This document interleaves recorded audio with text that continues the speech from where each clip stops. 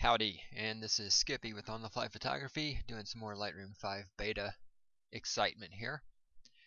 Right now, we are going to take a look at, this is a new tool, the Radial Filter. So what this thing does, in a real quick nutshell, I'm just going to turn my exposure all the way down. It just allows you to do that.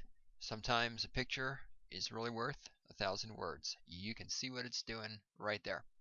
You can also invert this, turn it around. So now you can essentially create vignetting wherever you want, and your vignetting, of course, is not limited to exposure. You can do your brightness, contrast, saturation, clarity, sharpness, and color.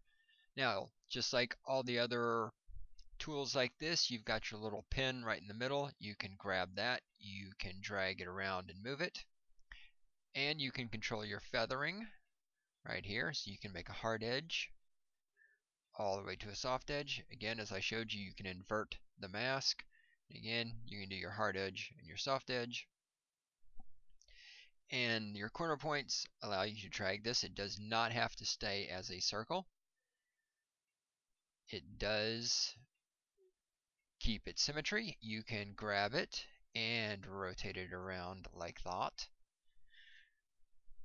Now, let me go ahead and hit delete, get rid of that. We'll show you a couple of things. If you hold down on a PC the control key, I don't know what it is on a Mac, hold down control and just double click on the photo, you'll see it automatically draws your filter and it puts it out at the full constraints of the frame. So it's like automatically simulating a natural vignette.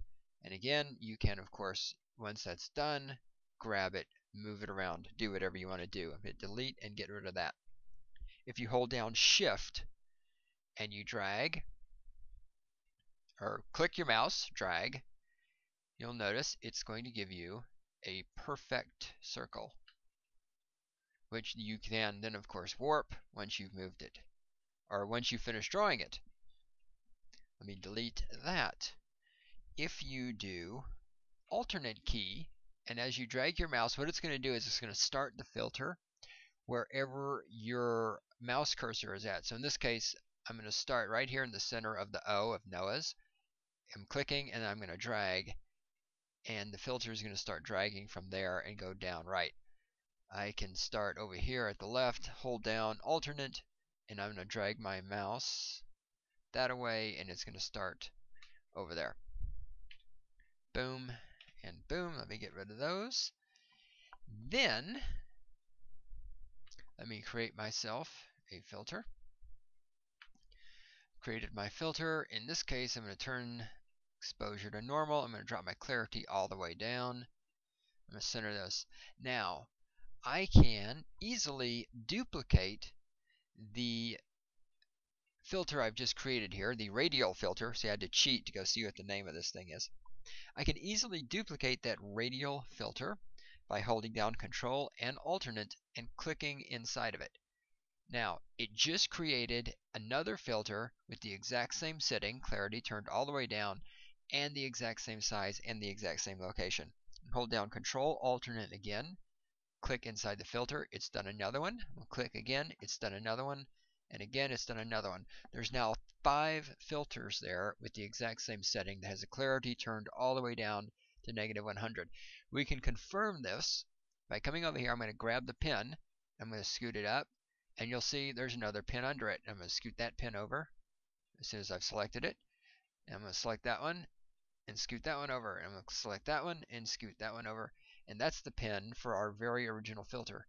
So you see there are in fact 5 filters there. They're just all one on top of the other.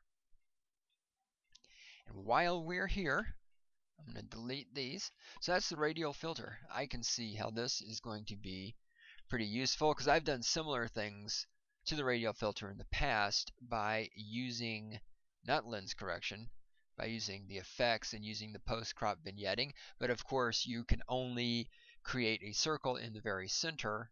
You know, you can do things, whoops, like this, which is very similar, but you can't get it to do much other than be right there in the center. So this gives you the ability to do something like this, but move it wherever you want. And of course, again, like I said, you're controlling a lot more than just the exposure. And while we're in here, reset all of that stuff. Let me, if you watched a previous video about the lens correction, let me show you a couple of neat things here too. There's some new stuff that you can view. Where is it? Loup overlay. We can now show a grid for your loup overlay. If you hold down Control, it's going to show you your options. You can control the grid size and the opacity. You just go over this, hold down your left mouse button, over size. If you go to the right, it gets bigger. If you go to the left, it gets smaller. You can also change the opacity. Mine's down to 16. I'm not sure why. The default seems to be 30, which is right there. You can make it more opaque, and this will show you better what happens when you move the size. So if you like having a grid to see if your things are straight, then this might prove to be very useful for you. I'm not convinced yet that this is something I'm going to use a whole lot, but who knows? Another thing that they've added is guides. This puts two big lines on here for you to use as guides. If you hold down Control, it also, again, whoops, not that. If you hold down Control, it gives you a little X here in the center so that you can move these lines around. I was clicking on this because I had no idea actually if this affected. Ah, that's interesting. Look at that, I just learned something. That can move just like that. Does the other one do it? Nope.